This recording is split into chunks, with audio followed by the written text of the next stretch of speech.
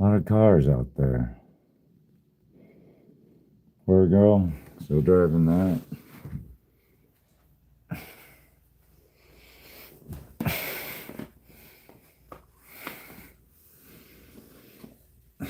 Looks like we're gonna have a celebration soon. Right?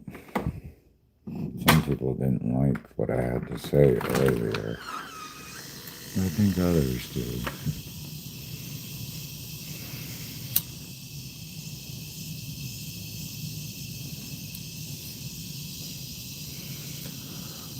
Oh, it looks like that car doesn't have air conditioning like all those other ones.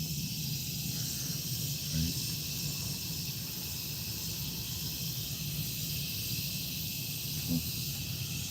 Oh, it doesn't look like it has air conditioning. Must have been hot driving today.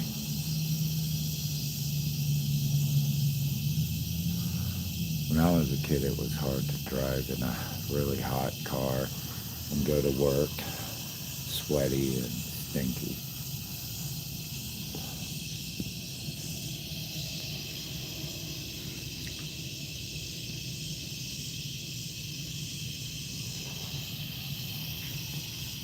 Why is it like people like that have that kind of car?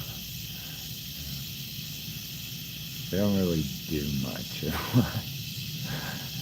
They don't do anything, I'm sure. They're like absolutely useless. Every time I see some people, they always seem to be on the go getting shit done. You know what I mean? Like, I got this shit to do. I got this shit to do. So, yeah. But some people can stay there and look in your window all fucking day, all day long. And the moment you start walking up to your window, bam, inside. Like, I know that was you. But some people are just too busy. They got too much on their plate and deserve more than someone who watches my windows most of the day. So, yeah. Anyways, looks like someone's parking space got taken.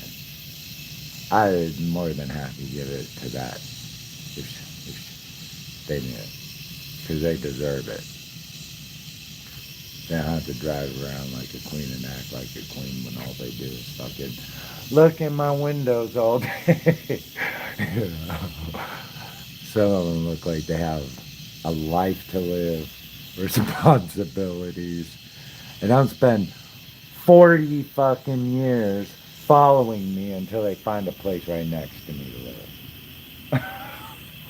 Anyways, yeah, I could totally see her in a brand new 2027 Dodge. Yeah. Papa's Hija Dodge.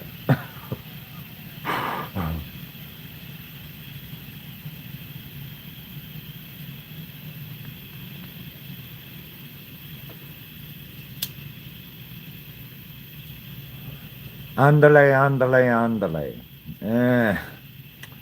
McDonald's. Andale, andale, andale. Burger King. You know what I mean?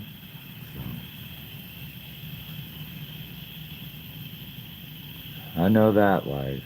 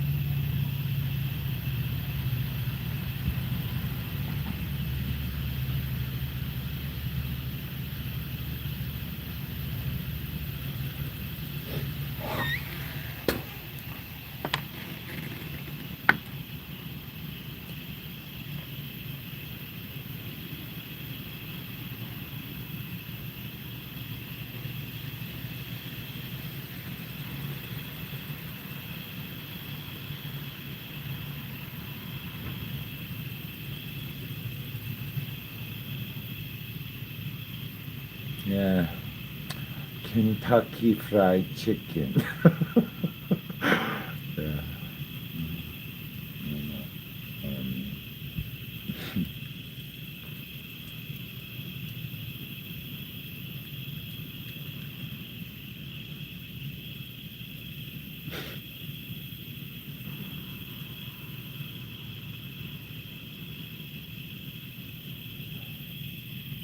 some more.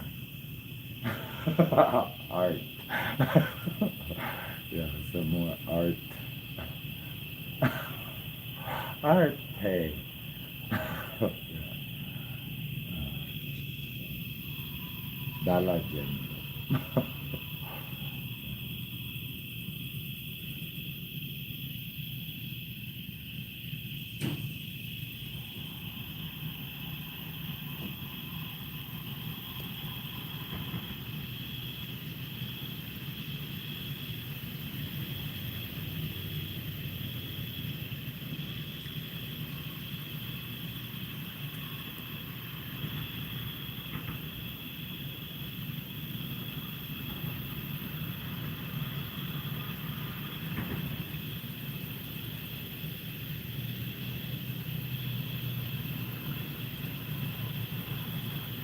I heard she works for, someone says she works for the school districts. Really? She works for, like, the schools. Didn't know that.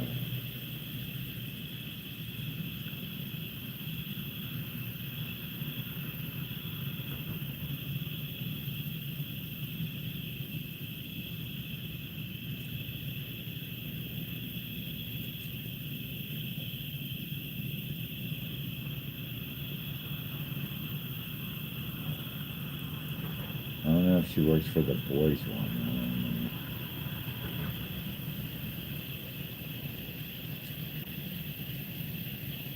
But anyway.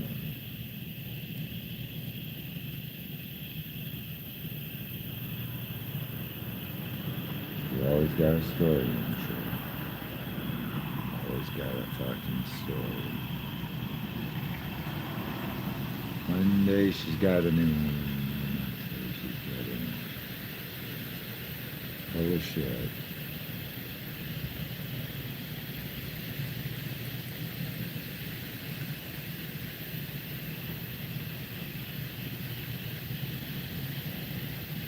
She doesn't look like the type that is very quiet until she sees me. Because she knows I don't want to talk to her. Because I know whatever she has to say is bullshit. Because I know for the past 40 years she's been following me.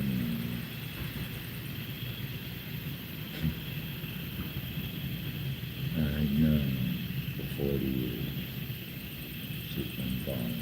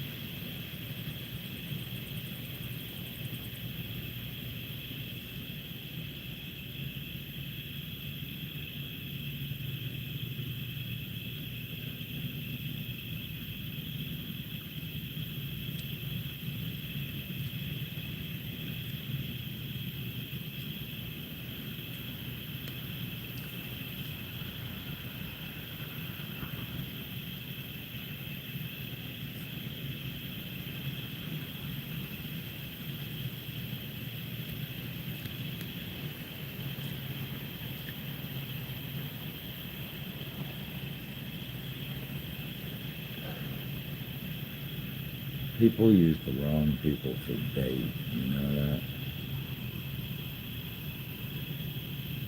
They should use themselves for bait.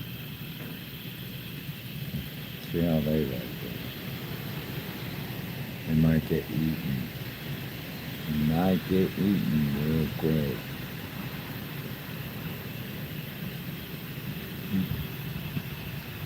Anyway.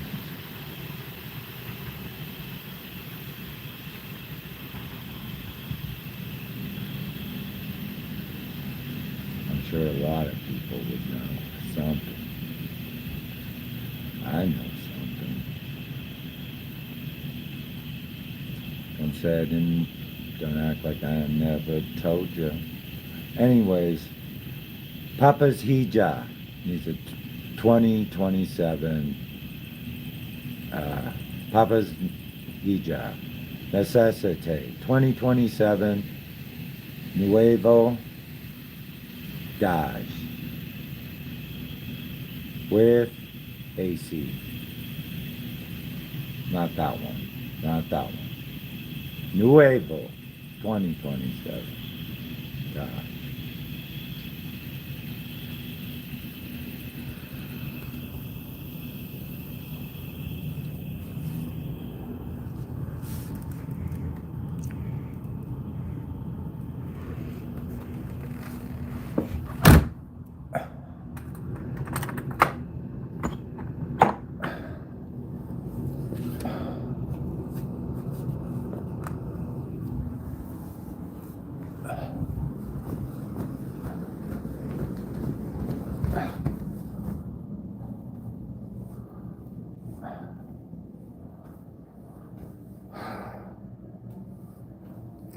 Alright,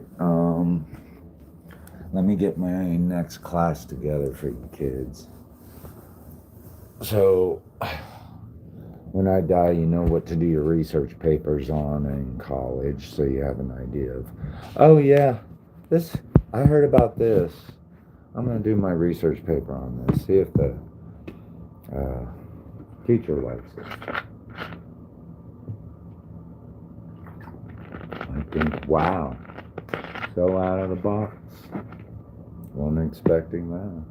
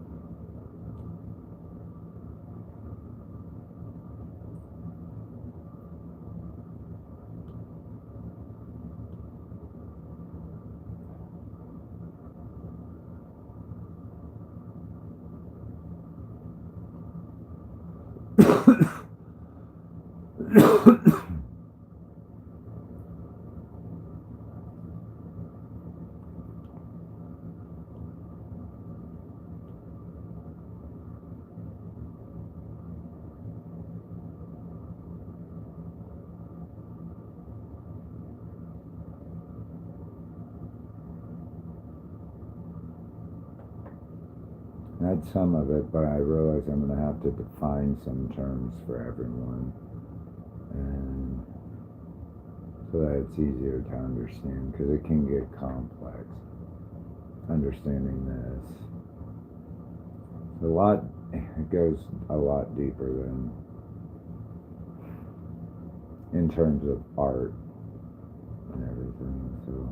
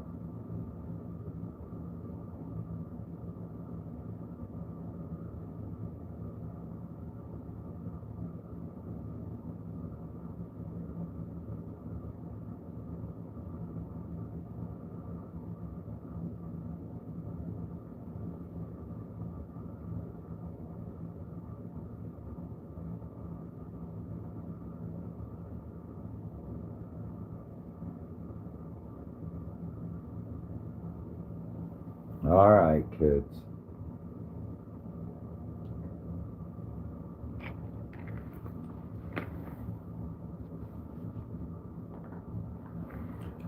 Class lesson number 2.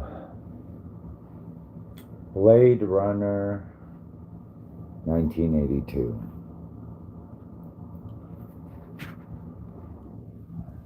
Where do we begin?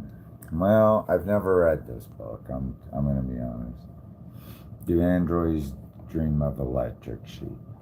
This is where it all starts by Philip K. Dick. I knew a girl in graduate school who was doing her dissertation on that. So I don't know much about it, but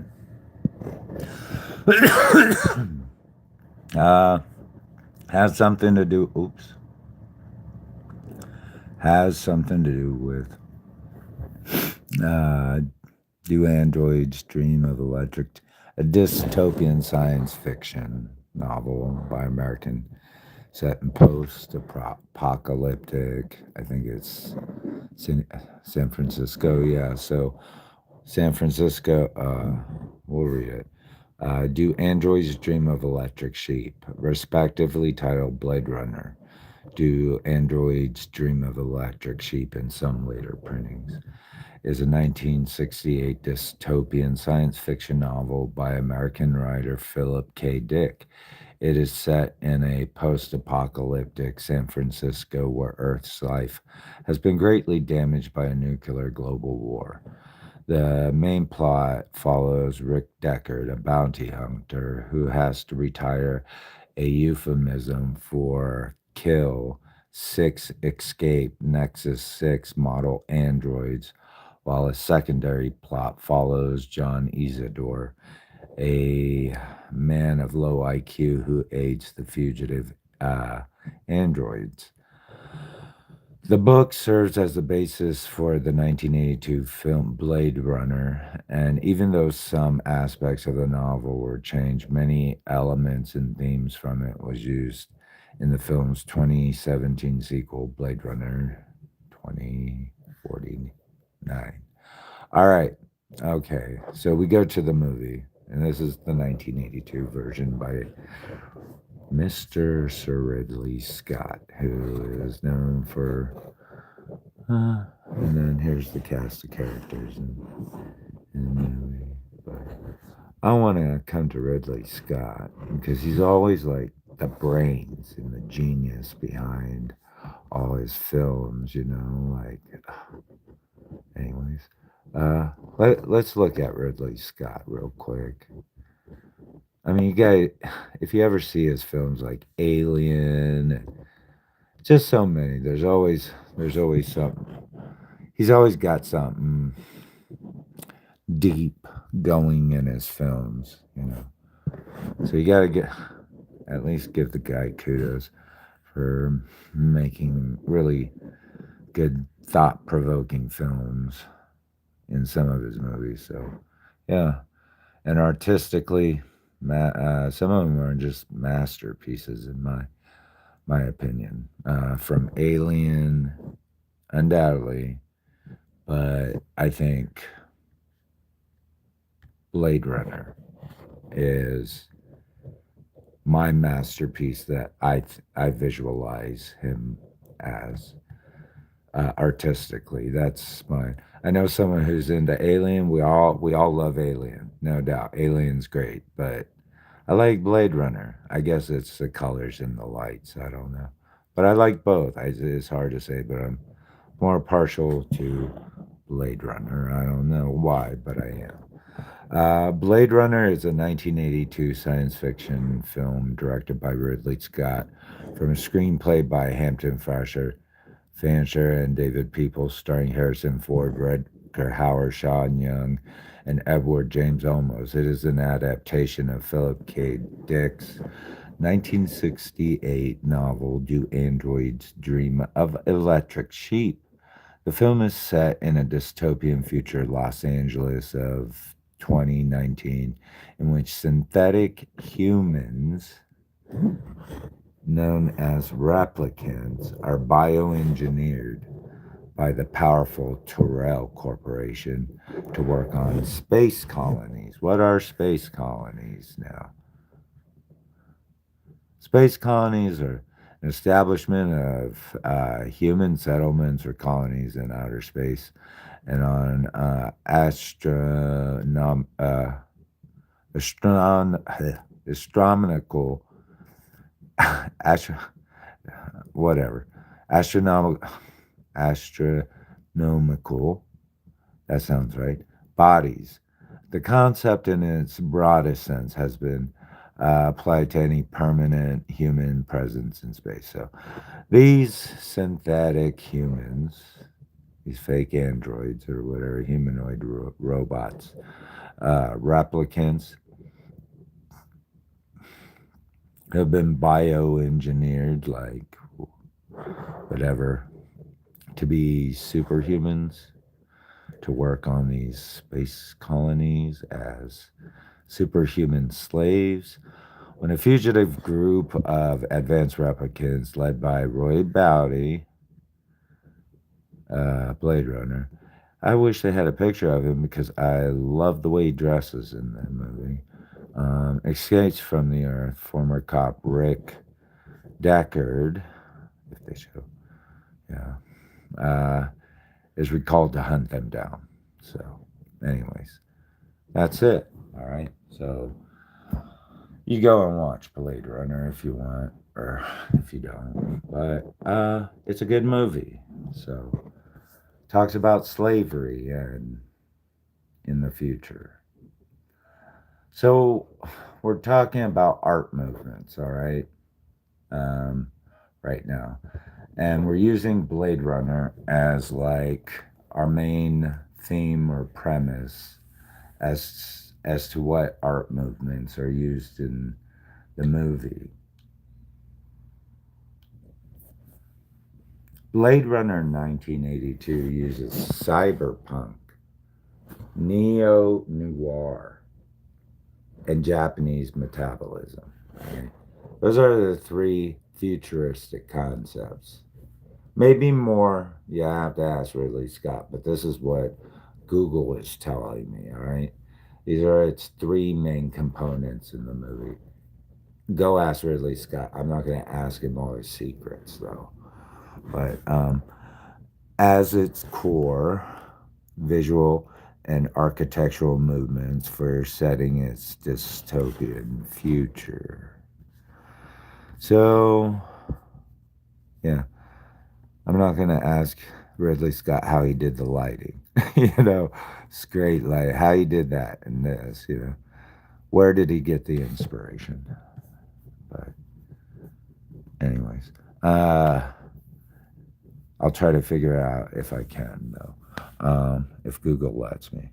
Japanese metabolism. The post war architectural movement envisioned megastructures with modules, replaceable parts in Blade Runner. The idea is pushed to a gritty, overcrowded extreme where buildings like suffocating overgrown organisms wired into life support.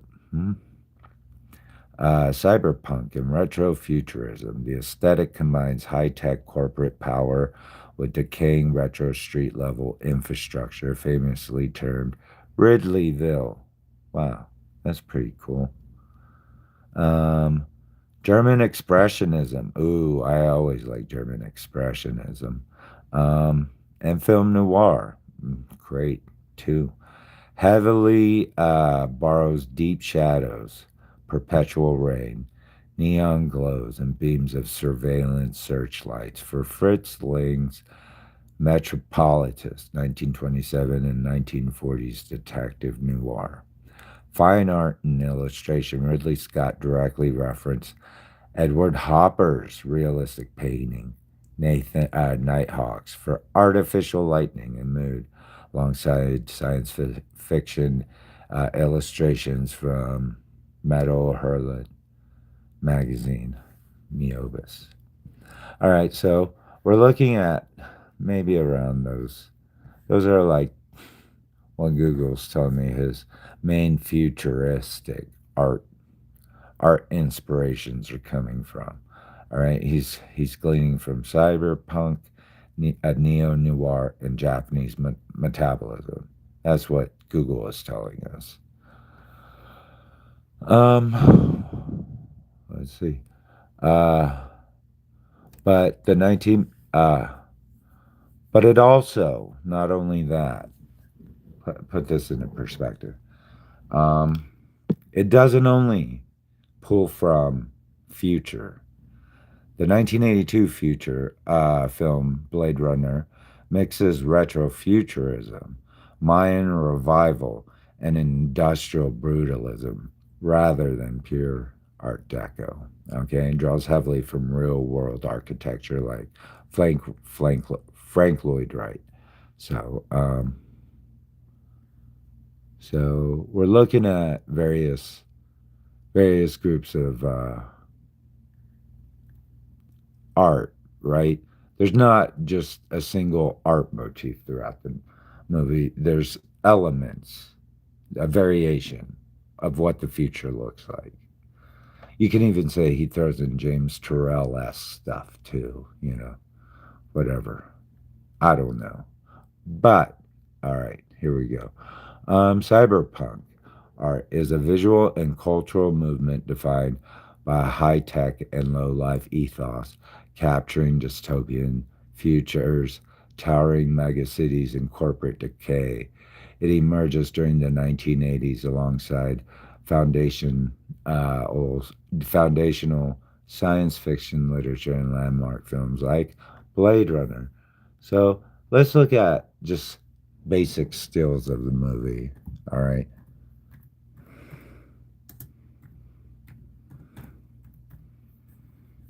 Uh,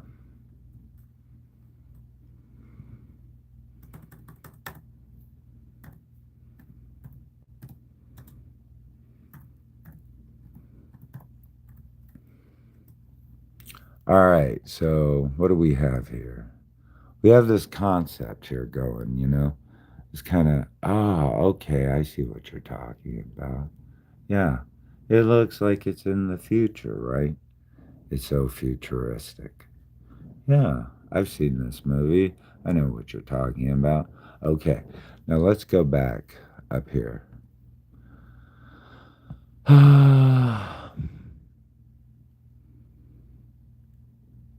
So we know it incorporates these two, the old and the new, and cyberpunk. Probably cyberpunk's like, would I say the prevailing theme, art theme in the movie because it's futuristic. So cyberpunk, I don't know, maybe, but yeah, cyberpunk is a subgenre of science fiction set in dystopian future. So like that, uh, like that, you know. I don't know. Maybe, who knows? Um, oops, there he is again. Um,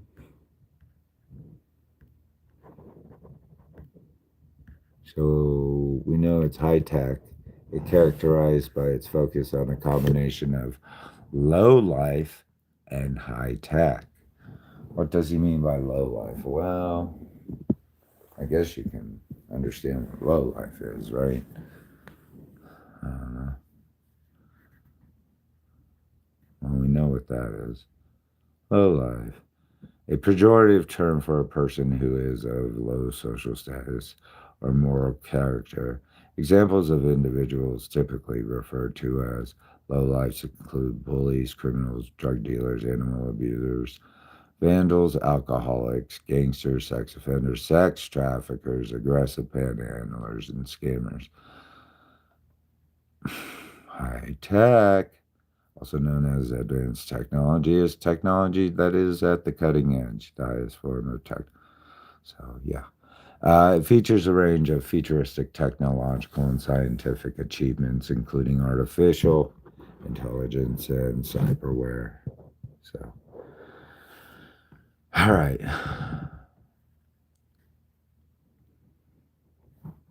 Neo noir. Neo-noir in the film movement in the modern revival and reinterpretation of classic 1940s and 1950s film noir, defined by moral ambiguity, high contrast shadows, and gritty urban settings. It emerges strongly in the late 1940s, 1970s, and continues to influence visual arts, games, and cinema. Heavy reliance on directional light in stark black and white or muted tones to build tension. Subgenres like neon noir introduces vibrant electric, yeah. Modern cities, yeah. Okay. So, uh, what scene in the movie would you say is the most neo noir? Um, well, I would always say there's there's two places in the movie that really captures. Oh God, my foot hurts. Neo noir, inside and the Terrell Corporation, outside the Terrell Corporation. So, like neo noir, very pretty, poetic, black and light, shadowing, right? Um, Terrell Corporation, from a distance. Let's see.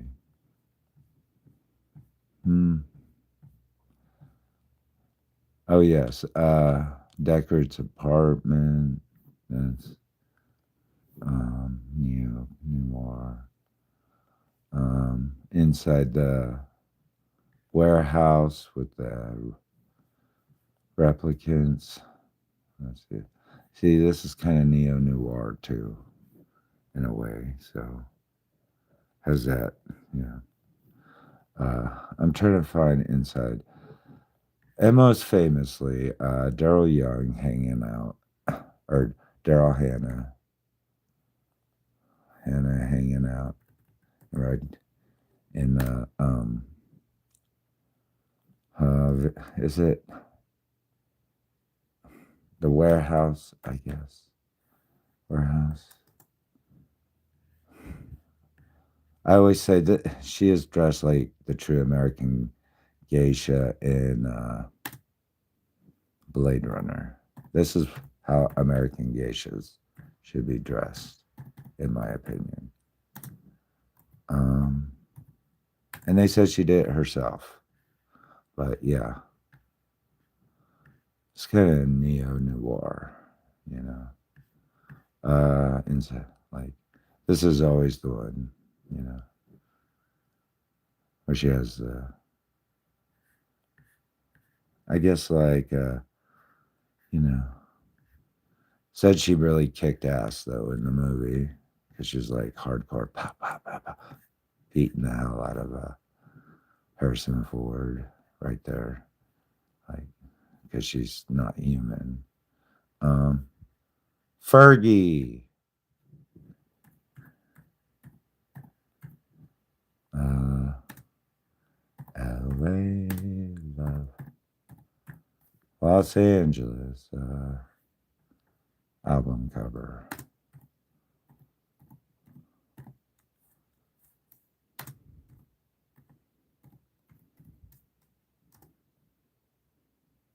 Wait.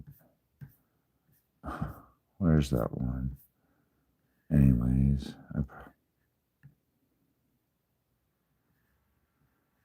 that one right there. So, yeah. What do you think?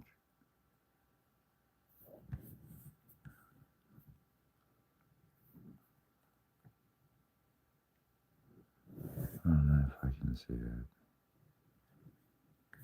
Mm. Mm.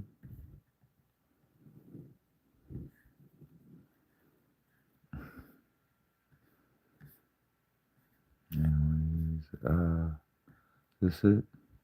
Nope. We'll try this one. All right. Why is there a line there?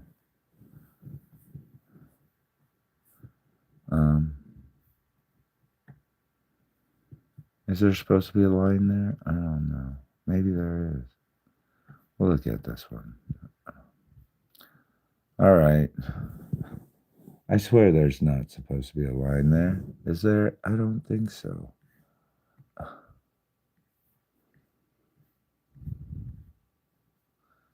I guess there is. I don't know. I've never seen it before with the line.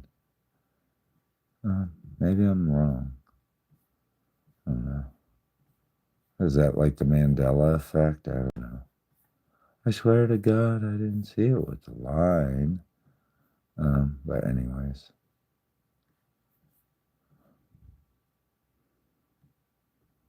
Anyways, we'll just go with that. All right. The eyes. Somewhat very Americanly, scantily clad, right? But nothing too risque in America. Oops. There she's kicking ass. Voila. So I want to go with more of her. This. This is like, there's his eyes. Scantily clad, right? Two elements of like really American culture. Girls like to wear black eyeliner, in my opinion, in America. So they like to wear black eyeliner a lot. And they like to look like that. So,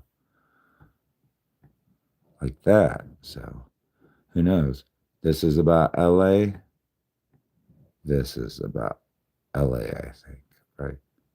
LA. Okay. Anyways,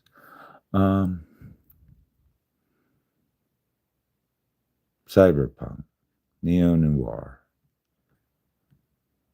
So the neo noir and film movement is a modern revival and reinterpretation of classic 1940s, 1950s film noir, defined by moral ambiguity, high contrast shadows, and a gritty urban setting. It emerged strongly in the late 1960s and 1970s and continues to influence. All right, so we know that. Neo noir film genre, which is primarily associated with the subversion and visual style of classic film noir tropes, adapting with themes of often with vibrant colors and high contrast. So you can read it. I guess it's a new revival movement of some sort. All right, Japanese metabolism. We'll start right here. So, yeah. Is radical post-war architecture an urban design movement defined by modular megastructures, biological growth, and replaceable components introduced at the 1960s World Design Conference and treated cities like living, changing organisms than static monuments. All right, we understand the futuristic type of art movements that are involved, right? So, yeah. So we know we're seeing neo or cyberpunk, neo noir, and Japanese metabolism as like the main components and inspiration in this movie. All right, for the idea of what the future may look like. See, neo noir kind of such a good like neo noir, you know. So a lot of dark and shadow, uh, light. So artificial, mostly artificial. Um, let's see. We said that. We said that. We said Japanese metabolism was a post-war Japanese uh, bio architectural movement. I'm sorry, biomimetic architectural movement that fused ideas about architectural megastructures with those of organic biological growth. It had its first international exposure during the CIAM 1959 meeting, and his ideas was its tentatively tested by students from Kenzo Tang's MIT studios. So, stuff like that. Um, anyways. But then here we start getting into the past. Now, I always thought, in that thought, so we look at the future and now we're looking into the past again. Or we're looking into the past now. And this is what I always thought. This was like the main component of the architectural movement of that period was overall Art Deco. Art Deco is like maybe like the overall umbrella. So I'm getting like this like futuristic 1920s type of feel. We're in the future, but it's still inspired by Art Deco, you know. Um, and we're in America, so it uses Art Deco alongside Art Nouveau and these other ones. I feel like these are the sub ones right here. But Art Deco and Art Nouveau are like the overarching, like in terms of how these all kind of meld together. Art Deco and Art Nouveau kind of brought these other things into play. We'll see what I'm talking about. So let's just start with Art Deco. All right, Art Deco design is a glamorous style from the 1920s and 1930s defined by geometric shapes, rich colors, shiny metal accents, key visual elements including sunbursts, zigzags, motifs. You can learn more about its history and impact. Well, all right, but here's the interesting part. Stepped, pyramid-like structures inspired by ancient architecture. Ziggurats, all right? Let's look at Terrell Corporation.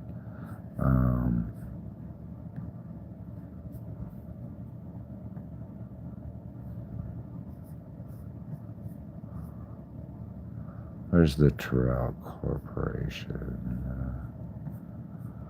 I'll find it. Terrell Corporation.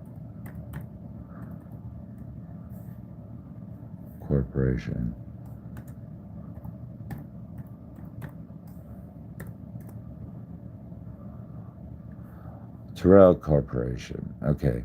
The Terrell Corporation is the central focus theme of this movie. This is where all things happen, really. Not in terms of uh, the plot of the movie, everything else, but everything is centralized based on what the Terrell Corporation did, what it created, and how it's affected everything else. So it all points back to the Terrell Corporation. It's like a ziggurat. It's basically just a futuristic ziggurat owned by that man. I forget his name. Terrell, last name Terrell. What's his name? Eldon Terrell. Okay, Eldon Terrell. He already has that 19 Art Deco style look to him that's futuristic. Just like, what's her name? Sean Young. Sean Young looks like she's from the 1920s. Futuristic, doesn't she? Even when she's holding that cigarette, you know. Pinup girl from the 1920s, you know. You can I don't know if you can do that anymore, but I still smoke because I grew up during this time, you know. This is when I was, you know. Anyways, but yeah, something you probably can't do in movies anymore. Let's see. So we're going from this idea of Art Deco. All right, Art Deco is our umbrella to work with in this period, with ziggurats and fan shapes and all right, but and also neo noir and such and Art Deco. Art Deco, the French motif, is a style of visual art, architecture, and product design that has appeared in Paris in the 1910s before World War, and it flourished internationally during the 1920s to early 1930s through styling and design of the exterior and interior of anything from large structures to small objects, including clothing, fashion, and jewelry. Art Deco has influenced buildings from skyscrapers to cinemas, bridges, and such, but you know, expeditious. Is that right? Expeditious. That's probably expeditiously.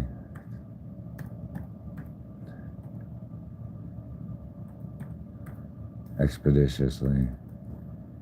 To do something quickly, without wasting time. Yeah. Maybe. To do this expeditiously. Art Deco was for the fancy people. That's when America's high life was. You know, modernism and such. That's when we were in the money, you know. Everybody was about money, Great Gatsby. So, anyways, out of Art Deco, we come into retrofuturism. So I'll just go here. You know, retrofuturism and such. So we're having like this retro moment, all right? Is a movement in creative arts emphasizing depiction of the future as products in earlier eras, as opposed to futurism, which is an artistic movement anticipating upcoming technological advancements.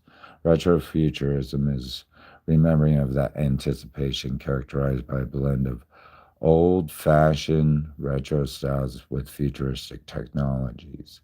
Retrofuturism explores the themes of tension between past and future, and between the alienating and powerful effects of technology, prime reflecting in artistic creations and modify technologies that realize the imagined artifacts of its parallel reality. All right, so on and so forth. An anime perspective of the world. All right, anime perspective of what we are as in the future. Uh, we're still not done with the art levels. We just like Mayan revivalism. All right. Frank Lloyd Wright. Um, I mean, we haven't even really scratched the surface at this point. So, uh, yeah. Is a modern architecture popular in America during the 1920s that drew in. So here we are in the 20s again, the 20s again, the 30s, the 40s, but primarily, yeah. All right. Industrial brutalism. All right, you guys are probably exhausted. So, you're like, oh my God, how deep is this movie go? Just art itself. We can go on forever, kids. I think. Brutalist architecture is an architectural style that emerged during the 1950s and alongside the restructuring projects of the post-war era. Brutalist buildings are known for minimalist construction, showcasing the rare building materials and structural elements over decorative design. Style commonly makes use of exposed, unpainted concrete or brick angular Geometric shapes and a predominantly monochromatic color palette. Other materials such as steel, timber, glass, and all that. All right. We have those in Salina. We do. We have buildings like that in Salina, Kansas. We have buildings like that in Salina, Kansas. Brutalist. Anyway, I'm sure you can find them if you're smart enough. Am I done? I hope so. I guess we just scratched the surface. Who knows what more I'm missing. But those are the ones that really stand out to me and seem to be the most important and umbrella ones that seem to grab everybody's attention about this movie. We're also talking about skyscraper buildings. We're also talking like LED projection and I mean high technology. So welcome to the future, America. I hope you like that. And it's like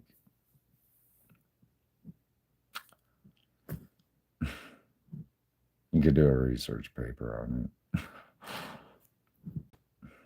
I'll get to my next one, class. Bye.